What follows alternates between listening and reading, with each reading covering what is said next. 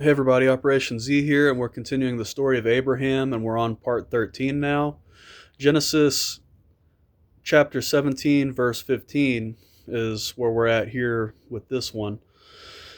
But a recap of what happened before is God's talking about how he establishes the covenant with Abram, and he gets the name changed to Abraham, father of many nations, and he gets this, and he's promised that he will inherit the land of Canaan where he is a stranger in.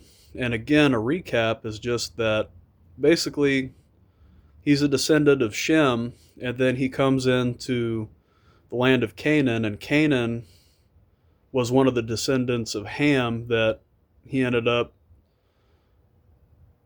being the father of Canaan. Not Ham, but Canaan himself, which was one of the sons of the lineages. And then he ends up having Canaan as, a land that they name it that. And Abraham is told by God that he will inherit that land. And they do end up inheriting it from Dan even all the way to Beersheba from their borders. And that's later on down the road with the generations of Abraham, but still relevant. So, Genesis chapter 17, verse 15, and God said unto Abraham, As for Sarai thy wife, thou shalt not call her name Sarai, but Sarah shall her name be.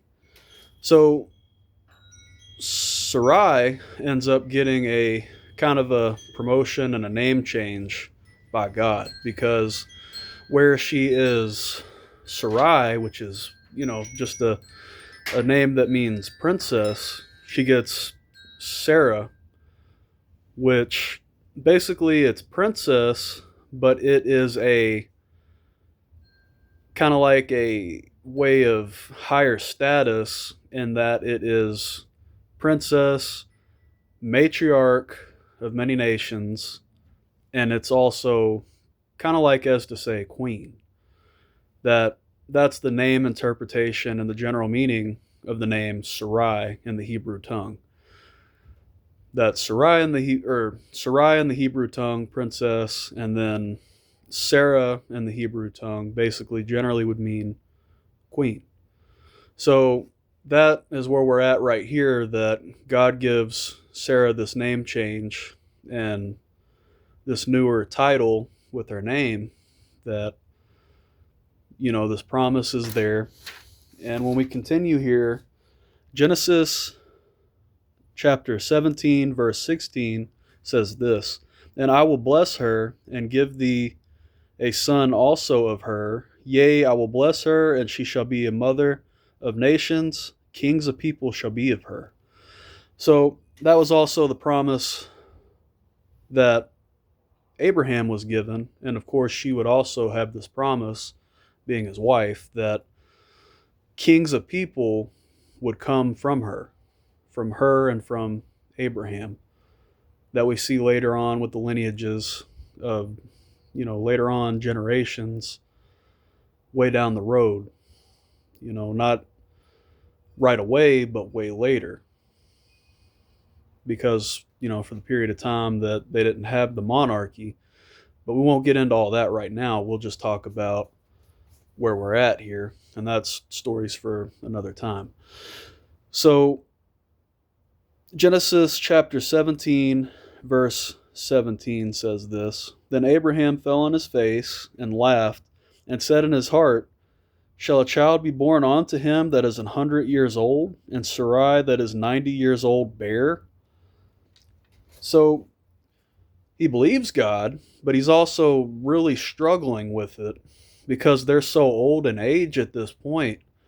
They're just thinking, how in the world can we have a kid? Like, how is this possible? And how's this going to happen? Us being so old. And, he's thinking probably too, Sarah, who just had her name change, she's been barren her whole life up to this point. In her 90s, she's always been barren.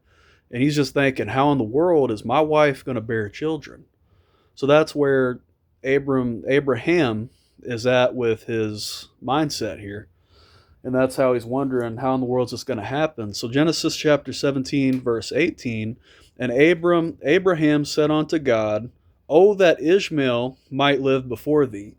So just to recap, Ishmael is the son that, so Sarah now gives her maidservant Hagar to be wife unto Abraham so that she could have a child by him. And it wasn't what God had originally intended and planned, but they just kind of did this, being Sarah's idea, that he gets Hagar, the handmaid, to be his wife, and then she bears a son, and his name is Ishmael. And they're thinking, okay, now we have an heir. But we see this, he's saying, "O Lord, oh, that Ishmael will live before thee." Basically, that this covenant will be established through Ishmael. Ishmael is what he's thinking. But here's what God says. So, Genesis chapter 17, verse 19, and God said, Sarah, thy wife, shall bear thee a son indeed, and thou shalt call his name Isaac, and I will establish my covenant with him for an everlasting covenant, and with his seed after him. So, there's some things to take note of here. So, he's saying, "No, Abraham, your wife Sarah will bear you a son indeed, and it will happen just as I say it will happen." Because this is God we're talking about, and God can do all things. As we see throughout all the books of the Bible, we're talking about the Lord of hosts and the Most High God who's capable of all things. So, and thou shalt call his name Isaac. So we know that Sarah laughs in the tent at a certain part, and God hears her. And we see here too, when we look back, Abraham also fell on his face and he laughed. Basically just not as in a mocking laugh, just kind of like, how in the world can this happen? So the name Isaac in the Hebrew tongue actually means laughter. That's what the name Isaac means in Hebrew, is laughter. So God said, "Sarah will indeed bear you a son," and Sarah laughed, you laughed. "You shall call his name Isaac," which means laughter. And it's as a good type of laughter, not a bad type or, a mocking type or anything like that, but it's a good type of laughter, like a blessed laughter, because you all will be joyful and you will laugh because you and your wife Sarah have a child together. That, how in the world is this possible? And basically God makes it happen, and God makes a way with his timing with Abraham and with Sarah. So we have this here, this promise from God. We see into it that, they're going to have the son, and because they laughed, his name is Isaac. And that's why he gets his name Isaac, and that's what the name Isaac means, is again, laughter. So, "And I will establish my covenant with him for an everlasting covenant, and with his seed after him." So the covenant is a very special blessing, more blessed and precious, can't be compared to any type of heirloom that God gives as a special blessing, gift, and present onto Abraham, that's passed on down the generations and down the line to Isaac, and then to his generations after him.